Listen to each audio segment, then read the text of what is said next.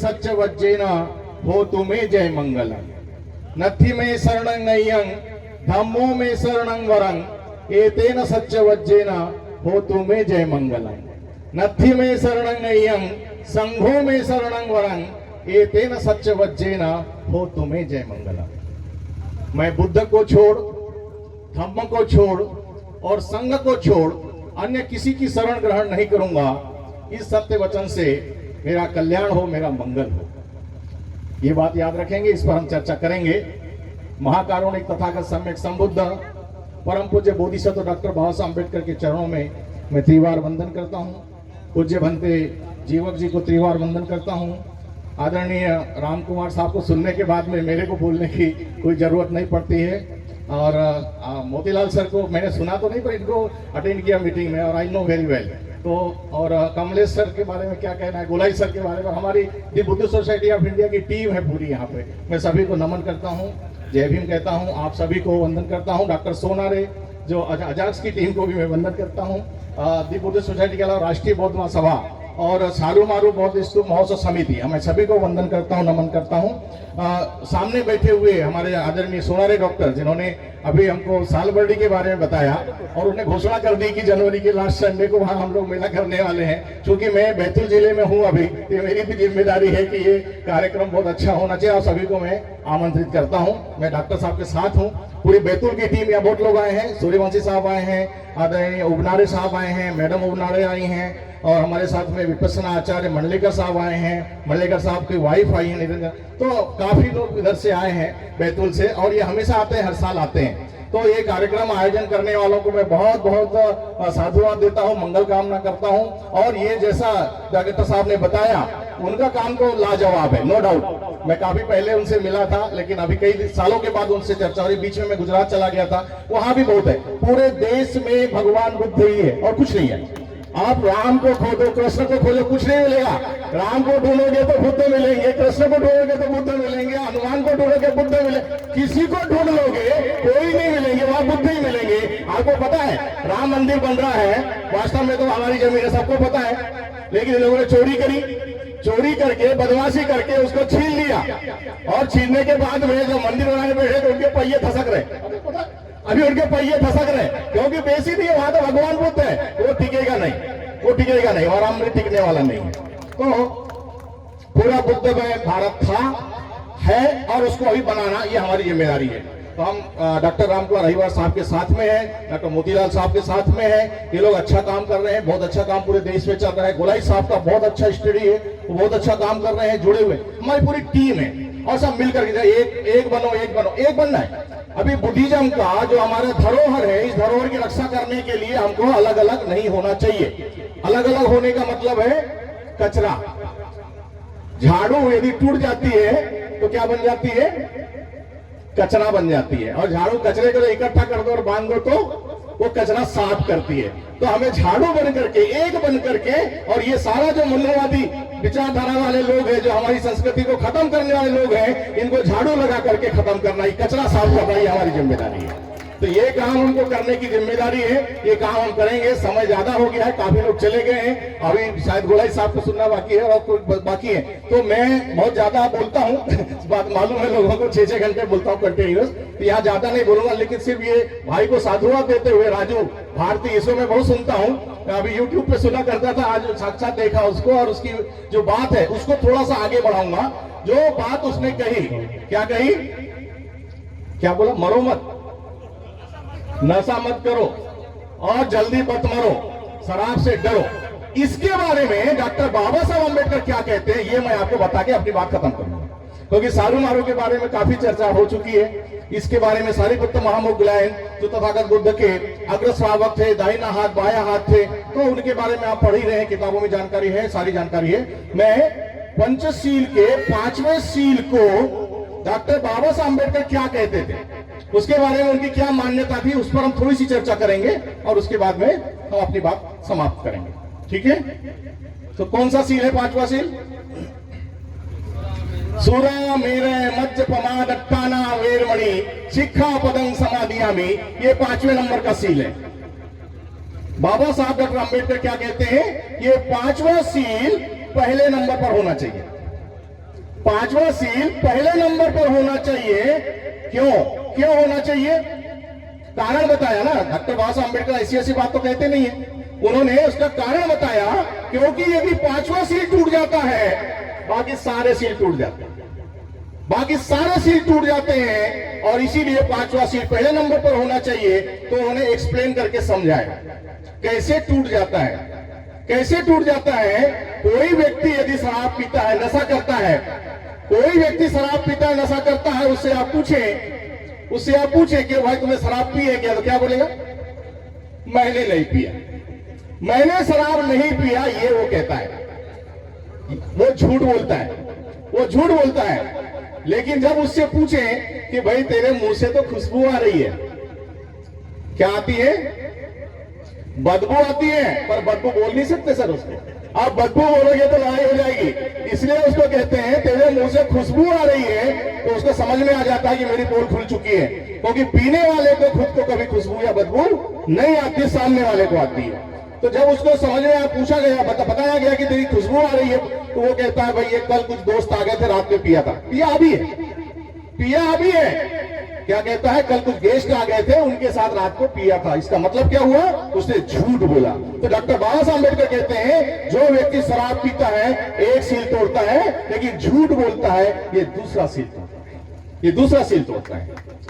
लेकिन यहां गाड़ी रुकती नहीं है, यहां गाड़ी रुकती नहीं है। डॉक्टर बाबा साहब अम्बेडकर समझाते हैं कि जो व्यक्ति शराब पीता है, जो व्यक्ति शराब पीता है, वो एक बात बड़ी अच्छी तरह से जानता है। क्या जानता है?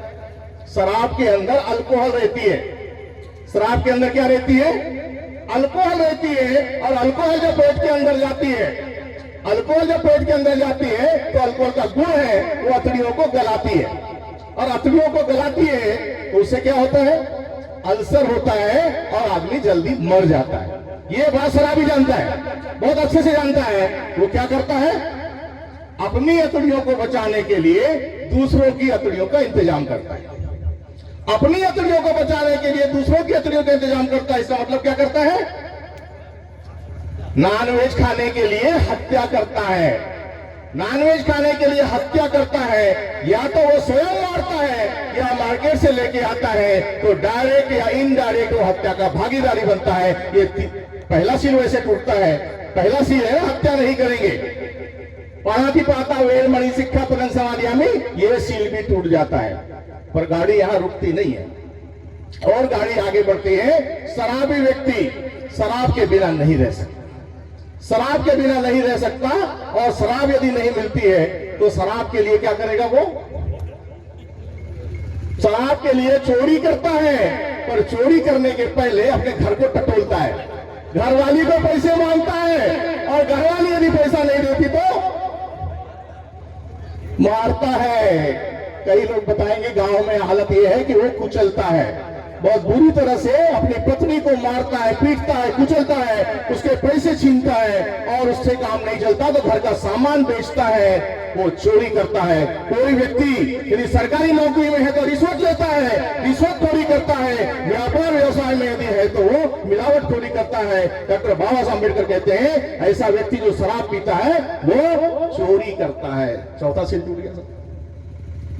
और इतना ही नहीं होता है, जब वो शराब भट्टी से निकलता है, दारू भट्टी, शराब भट्टी, कलारी, जो भी नाम दे दे, जब वहां से दारू पी करके, शराब पी करके निकलता है, तो वो अपना होश खोया हुआ रहता है, वो रास्ता भटक जाता है, वो अपने घर का दरवाजा भूल जाता है, वो अपने घर नहीं जाता है, वो पर स्त्री गमन करता है। बाबा साहब अम्बेडकर कहते हैं, एनालिसिस बाबा साहब की है, वो पर स्त्री गमन करता है। कोई बहन, कोई हमारी बेटी यदि ये काम करती है, वो पर पुरुष गमन करती है। इस तरह से पांचों के पांचों सील एक शराब के कारण।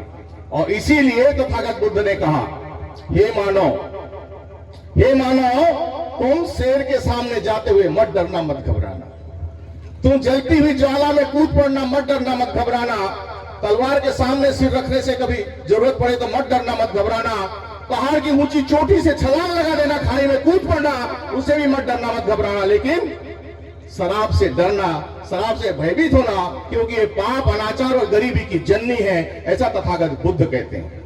तो डॉक्टर बाबा साहब अम्बेडकर कहते हैं पांचवा सील पहले नंबर पर होना चाहिए। तथागत बुद्ध कहते हैं शराब से डरना चाहिए। लेकिन आज स्थिति क्या है हमारी? हमारा समाज शराब से डरता नहीं है, शराब पीता है। शराब डरने लग गए, हमारे सर बता रहे हैं कि शराब डरती है उससे। तो शराब डरती है, इसका कारण उसको मालूम नहीं है, उसका मालूम नहीं है। बुद्ध धम्म का बेस, बुद्ध धम्म का आधार यदि कुछ है तो पंचशील है, पंचशील पर आधारित है। त्रिशरण और पंचशील बुद्धिज्म है, इसके आगे और कुछ नहीं है, इसके आगे कुछ नहीं है। जो गाथा मैंने पढ़ी उसका थोड़ा सा एनालिसिस करेंगे। नत्थि में शरणं अय्यं बुद्धो में शरणं वरं, नत्थि में शरणं अय्यं धम्मो में शरणं वरं, नत्थि में शरणं अय्यं संघो में शरणं वरं, एतेन सच्च वज्जेन होतु मे जय मंगल। इसका मतलब यह है कि मैं बुद्ध धम्म संघ को छोड़ अन्य किसी की शरण ग्रहण नहीं करूंगा। ये बात तथागत बुद्ध ने उस समय बताई, आज से 2600 साल पहले, और डॉक्टर बाबा साहब अम्बेडकर ने 64 साल पहले। किस माध्यम से बताई? कौन सा? 22 प्रतिज्ञा, नाम सुना आप लोगों ने? बौद्ध धर्म की बात हम लोग करते हैं तो 22 प्रतिज्ञा, ये 22 प्रतिज्ञा डॉक्टर बाबा साहब अम्बेडकर ने जो दी है, यही 2600 साल पहले तथागत बुद्ध ने हमको बताई है। बुद्ध की शरण छोड़ के, धम्म की शरण छोड़ के, संघ की शरण छोड़ करके हम अन्य कोई शरण ग्रहण नहीं करेंगे। इसी बात को डॉक्टर बाबा साहब अम्बेडकर ने 22 पॉइंट बताया। मैं ब्रह्मा विष्णु महेश को नहीं मानूंगा, मैं गौरी गणपति को नहीं मानूंगा, मैं राम कृष्ण को नहीं मानूंगा, मैं हिंदू धर्म के किसी भी देव देवता को नहीं मानूंगा। इतनी बड़ी बात बाबा साहब ने कही, हम मान रहे हैं क्या? आज यदि हम यहां आ रहे हैं, बुद्ध धम्म के जो बेस है उसको यदि जानने का प्रयास नहीं करेंगे तो हम सिर्फ आना जाना एक वो परंपरा नहीं, इसको इंप्लीमेंट करना है, अपने जीवन में उतारना है। तो ये बात समझना बहुत जरूरी है। जिन जिन भाइयों के हाथ में, बहनों के हाथ में यदि कोई धागा डोरा है, ये काट देना चाहिए। ये 22 प्रतिज्ञाओं के अंदर की बात है। ब्राह्मणों से कोई क्रियाक्रम नहीं करेंगे, ये 22 प्रतिज्ञा की बात है। अष्टांगिक मार्ग का पालन करेंगे। अष्टांगिक मार्ग क्या है सर? बहुत अच्छे से समझाएंगे आपको। निब्बानं परमं सुखं, निर्वाण के ऊपर सर ने किताब लिखी हुई है। निब्बानं परमं सुखं, निर्वाण से बड़ा कोई सुख नहीं है। और निर्वाण का साक्षात्कार करने के लिए जो मार्ग है वो अष्टांगिक मार्ग है, शील समाधि और प्रज्ञा का मार्ग है। हमारे बीच में विपස්සना आचार्य बैठे हुए हैं। हम सब लोगों ने बुद्ध धम्म की ओर जाने के लिए विपස්සना करना चाहिए। विपස්සना किए बिना इसका प्रैक्टिकल एस्पेक्ट हमको समझ में नहीं आएगा। इसके लिए हमको विपස්සना में जाना बहुत जरूरी है। जब हम विपස්සना करते हैं, जैसे किसी बहन से पूछे, किसी भाई से पूछे जो कभी स्कूल नहीं गया, कभी कॉलेज नहीं गया, कभी कोई पढ़ाई नहीं करी, उससे आप गांव में जाकर के पूछें, उससे बोले भाई ये देखो, ये जो पानी है ना, एक गिलास में पानी लेके बताइए, ये पानी है, ये पानी है बहन जी, ये पानी 2 हवाओं से मिलकर बना है। तो क्या बोलेगी? क्या बोलेगा वो भाई?